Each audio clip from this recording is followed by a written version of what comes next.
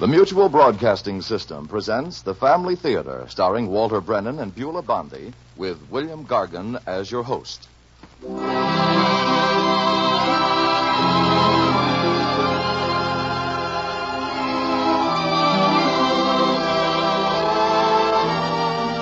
More things are wrought by prayer than this world dreams of.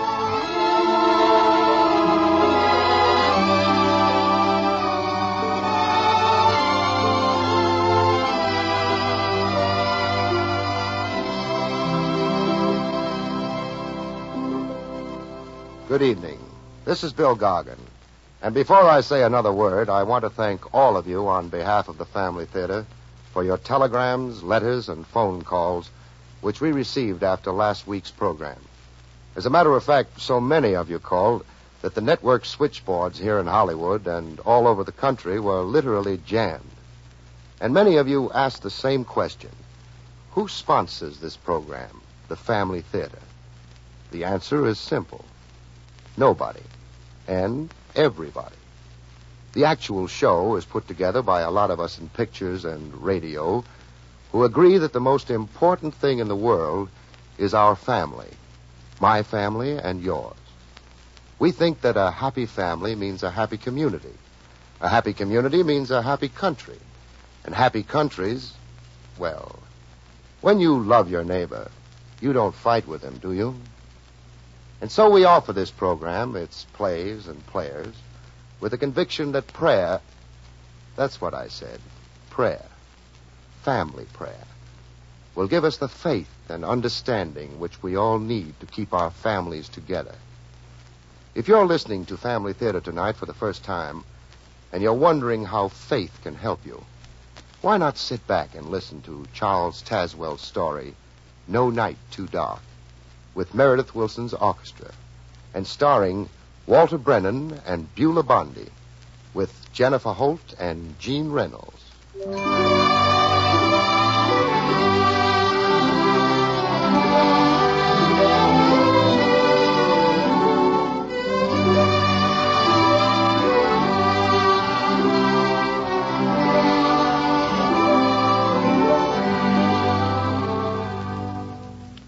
State Highway number 10, broad and efficient, hurries through the heart of the Broad River Valley and is much too busy to bother with the village itself.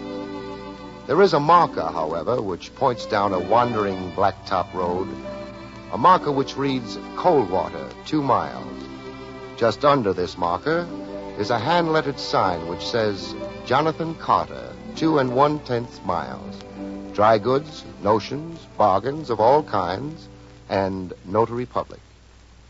Travelers who follow this secondary road will find Jonathan in his favorite rocker on the porch of his store, his wise old eyes bestowing a kindly benediction on Broad River Valley and all its inhabitants, his cat Clementine perched on his shoulder, both of them purring in the warmth of the early spring sunshine. Yes, sir. There's not a doubt about it, Clementine. There's nothing the Lord likes better than a handicap. Now, you take that tree yonder they sawed off last fall. It's putting out green shoots like a porcupine. And that crack in the new cement sidewalk. There's a dandelion pushing up through it to see what sort of spring weather we're being blessed with in Coldwater. Yes, sir, Clementine. The Lord sure does love and relish a downright discouraging handicap to show off his power and glory. Jonathan? Now, don't jaw at me, Sarah. I'm hurrying fast I can to the post office. That's where you told me you were going 20 minutes ago. Is that rocker as far as you've got? Yep.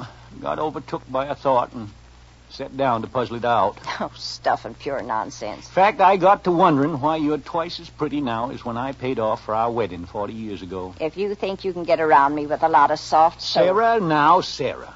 You know I never spoke a truer word in my life. You always were the prettiest. There are moments, Jonathan Carter, when you're purely exasperating. If you'd keep still till I can tell you what I came out here to say. Well, whatever it is I forgot, I'll mail, open, fix, empty, or tend to directly I get back from the post office, Sarah. That's a solemn promise. But you don't have to go to the post office. That's what I've been trying to tell you. Oh? Mrs. Skinner picked up the mail and left it at our back door. Oh, neighborly woman, Mrs. Skinner.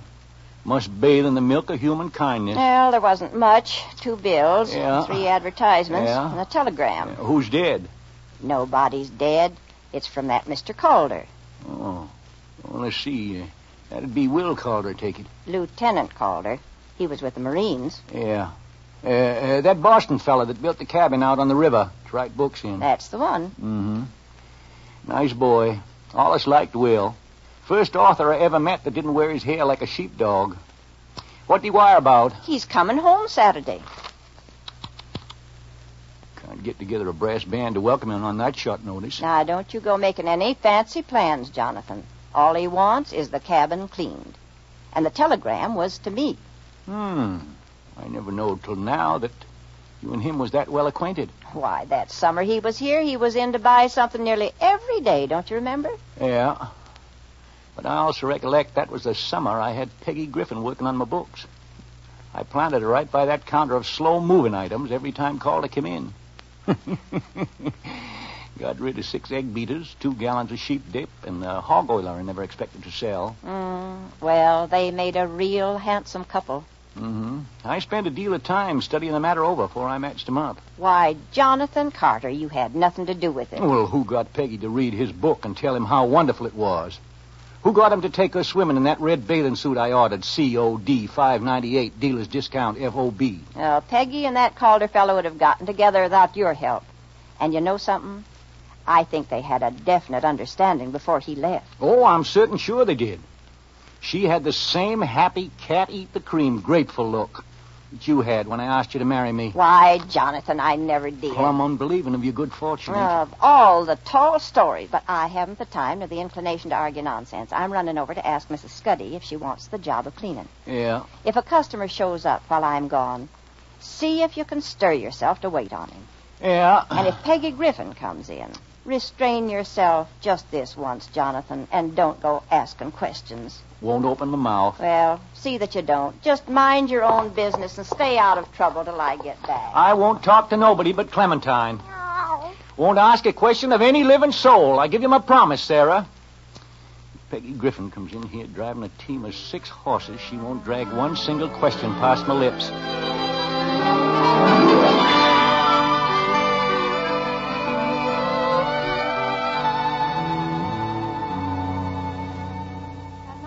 But it's nothing I want to talk about, Jonathan.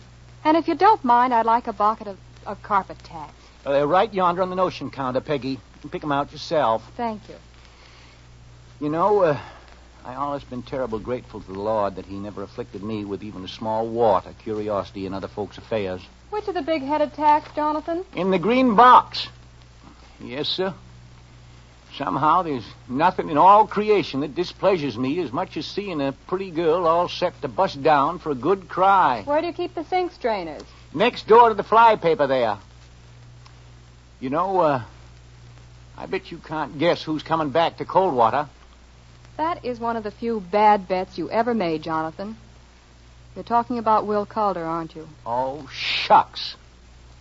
I thought I was going to surprise you. But I bet you don't know that he's... That he's coming back Saturday? Yes, I know that, too. Here, will you put these things in a bag for me, please? Surely.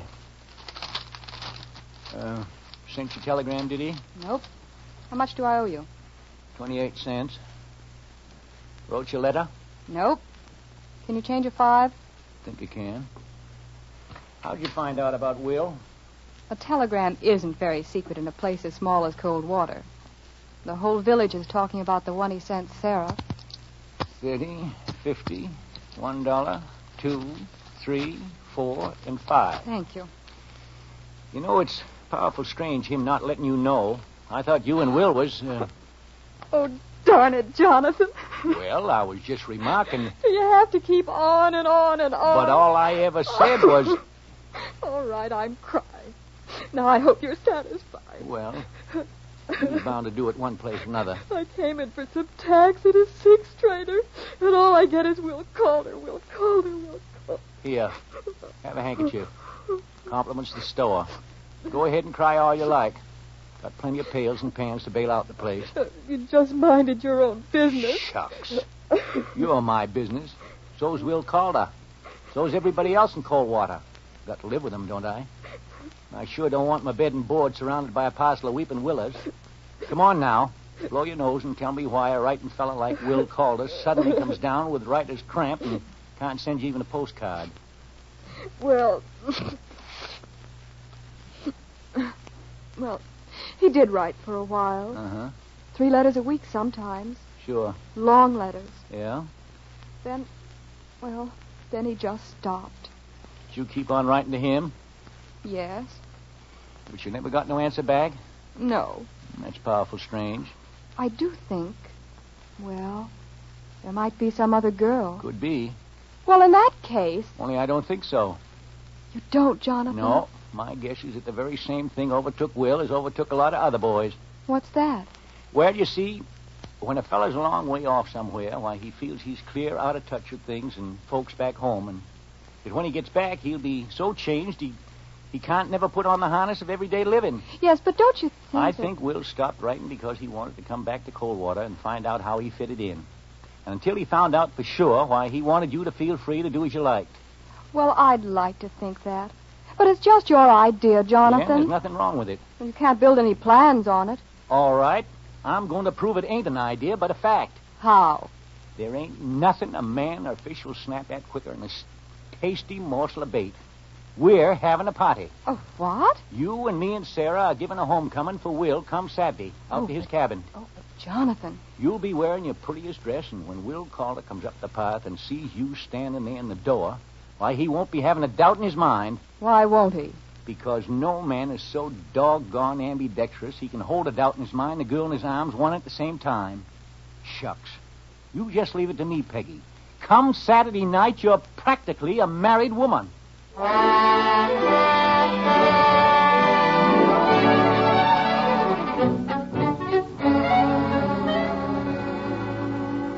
Jonathan, will you please get me some wood out back of the cabin? And leave those olives alone. Oh, I was just winnowing out the runty ones, Sarah. And by the time Will gets here, there won't be any left. Shucks, kind of recollect that Will don't fancy stuffed ones anyhow. You don't recollect anything of the kind. If you go and get into Jonathan, if you love me, don't pick at that chocolate cake. Just brushing a fly off, Sarah. There are no flies this hour of the night. What time is it? Shouldn't Will's train be in by now? Sure. Heard it whistle for the station a half hour back. Well, then if he takes Zeb taxi, he ought to be along any minute. Where's Peggy got to? She's out in front in the car, trying to find out where you put the spoons I gave you. Spoons? Yes, the spoons. Oh, they're wrapped in some napkins under the hood. Well, why on earth did you put them there? Keep the carburetor from rattling. Oh, my stars. Yeah, I'll go get the wood for the stove. Sarah? Jonathan? Yes, Peggy. He's coming. I just heard the car turn in from the main road. You did? How's my hair all right? How do I look? Oh, perfectly beautiful. You're as slick and pretty as a new red fire engine. Yeah, that's Zeb's taxi, all right.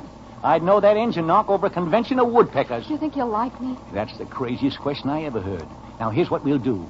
We'll close the door all but a crack so as we can see. Then, just as he comes up the walk, we'll throw it open and yell, "Welcome home, Will." Quiet now. Zeb Stockton not in front. I can't see Will. Can you? Now, just hold your horses. Listen, wasn't that a dog? Sure was. Will must have brought one home with him. Yes, there it is. It just jumped out of the taxi. Big dog, too. Oh, he always did love dogs. He wrote me once about a pup that he'd picked up. There's Will. See, he's just getting out Jonathan. He's got a cane. And he's wearing dark glasses. Jonathan. Good Lord. Oh, no. Dear Lord, save us. The boy's blind.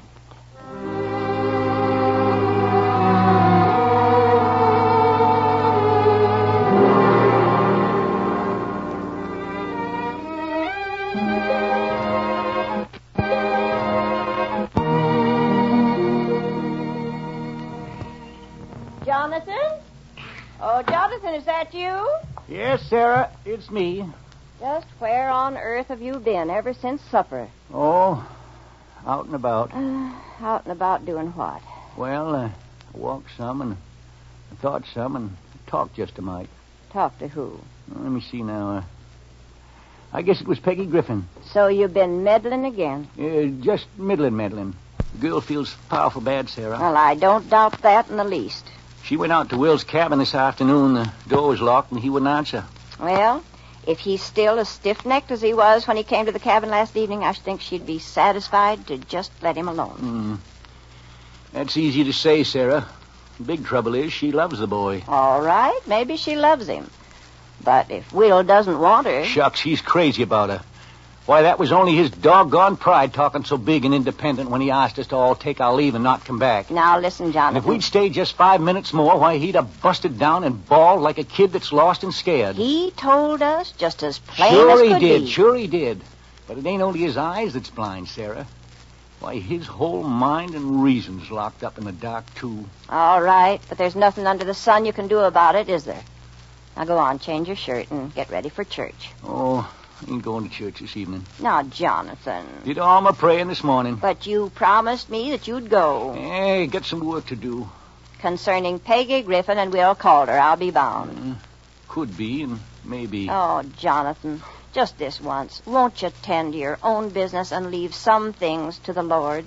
Why, the Lord loves them that help themselves and others, Sarah. Oh, if you want to misquote the scripture. But... You go right along to church now. In the meantime, there's some business for the Lord and me out to Will Calder's cabin.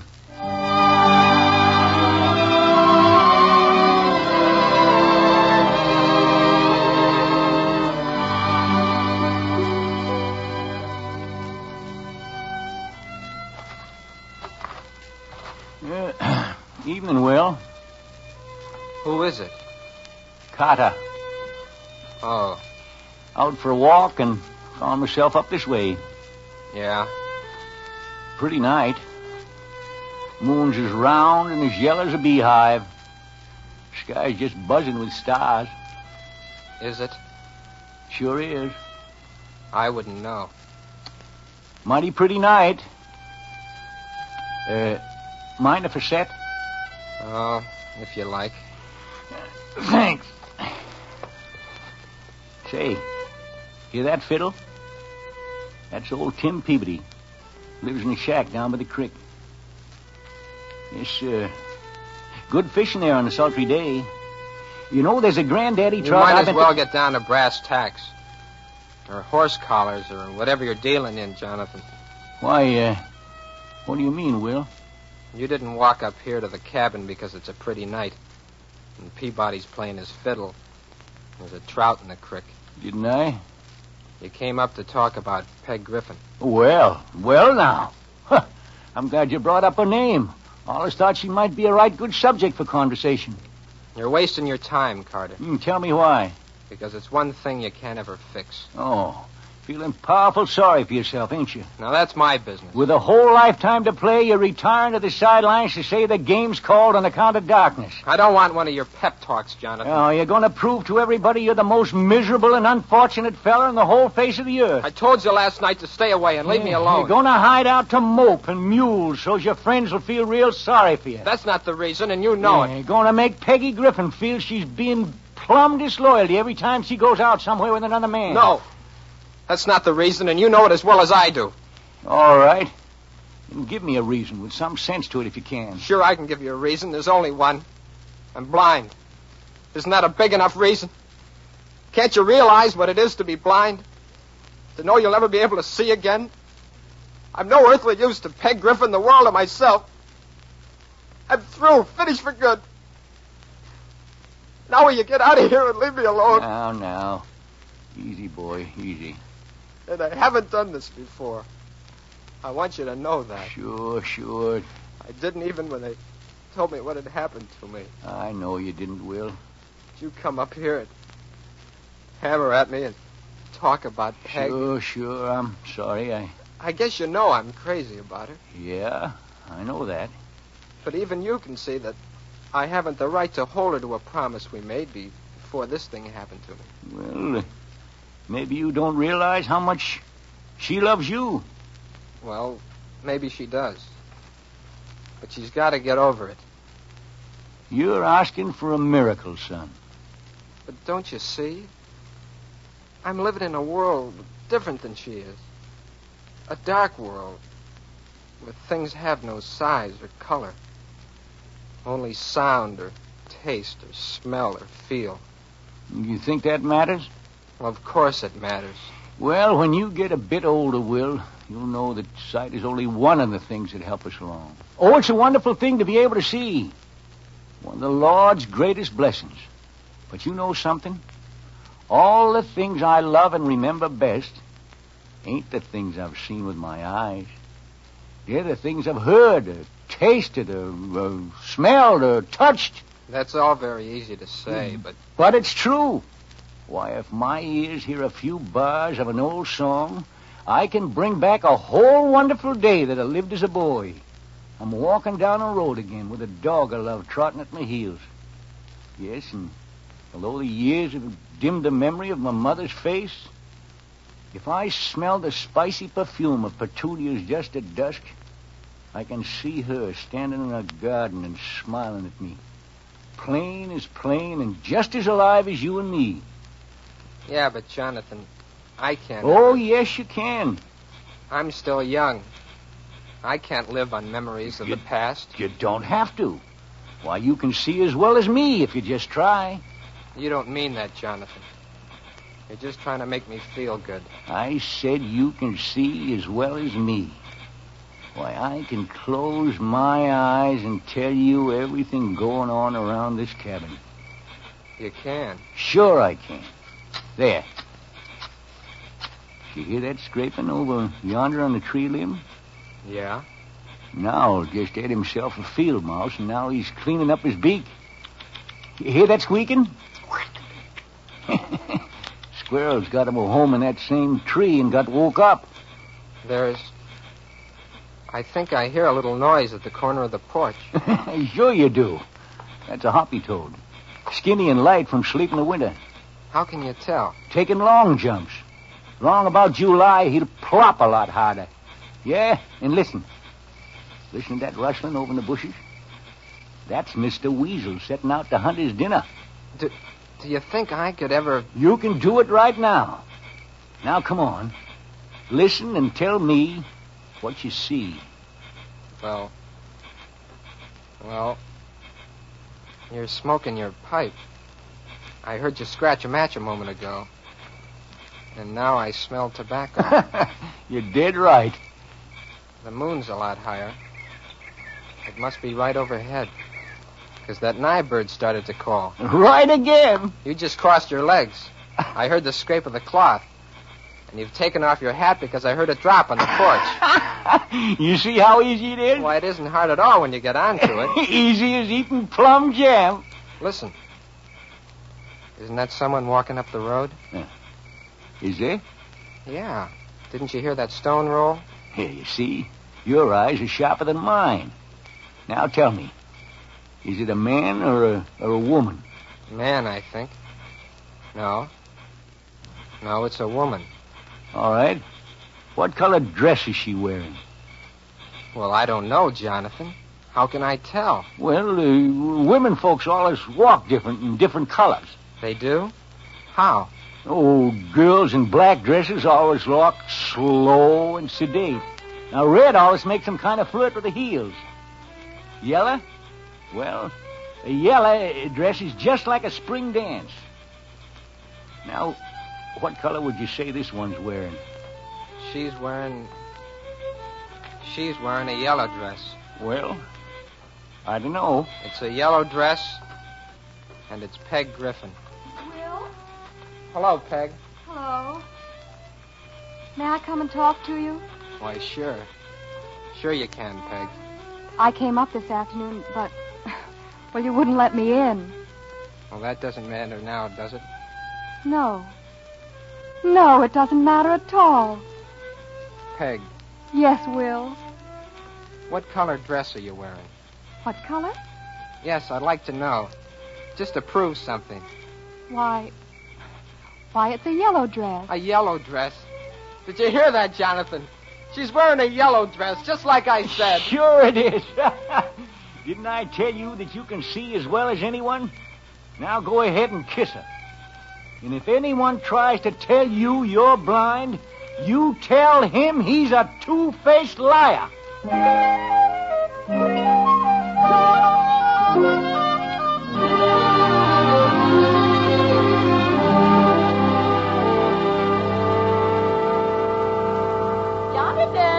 Oh, Jonathan. Yes, Sarah, I'm down here on the front porch, letting Neptune out for a run before he goes to bed. Well, don't stay out too long. It's chilly. Oh, shucks, it's a wonderful night. Real spring-like. Well, land of mercy, will you look at that, Clementine? That bush I thought was through for good is sprouting up new again. No two ways about it, Clementine. There's nothing the Lord likes better than a handicap. Whether it's a lilac bush, an oak tree, or Will Calder, the Lord has a way of managing things. Why, Clementine, he's got a way of pushing a blade of grass plumb through concrete.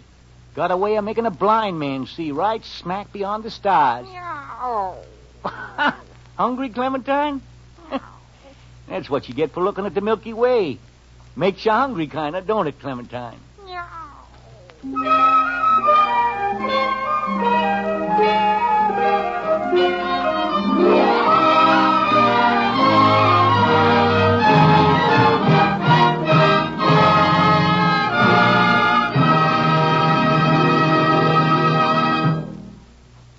This is Bill Gargan again, expressing our thanks to Walter Brennan, Beulah Bondi, Jennifer Holt, and Gene Reynolds for such delightful performances. Thanks also to Charles Tazwell for his script of No Night Too Dark. You know, some of you folks listening in, you're lucky. I mean, those of you who listened with your families. I wonder if you ever really stop to think about what it means to have a family. If you love your family, and your family loves you, well, what more could a guy want?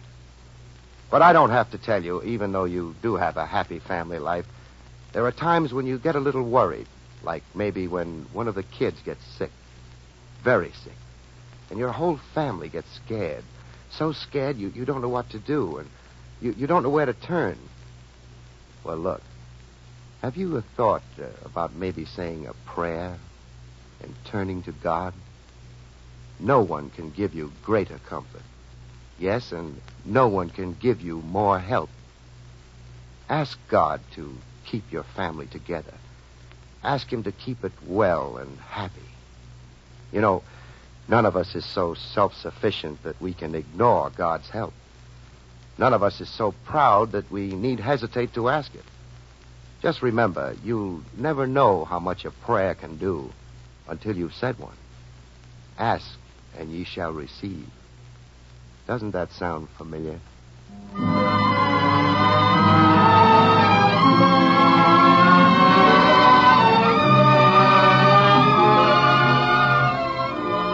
Before saying goodnight, I want to express our thanks to all of you who have helped make this program possible. Thanks also to Richard Sandville for directing our play tonight. Next week, our stars in the Family Theater will be Bing Crosby, Irene Dunn, and Dana Andrews in another story by Charles Tazwell entitled J. Smith and Wife. Now, this is Bill Gargan saying good night, all.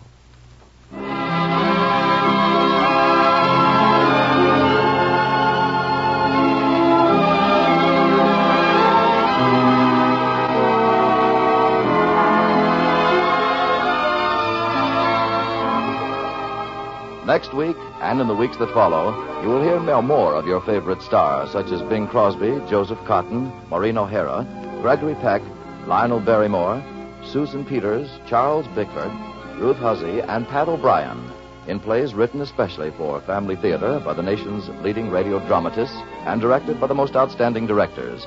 This series of the Family Theater broadcasts is produced by Bob Longnecker and comes to you through the cooperation of the Mutual Network and the actors, writers, and directors of the radio and motion picture industries. This program is broadcast overseas to our armed forces through the worldwide facilities of the Armed Forces Radio Service. This is the Mutual Broadcasting System.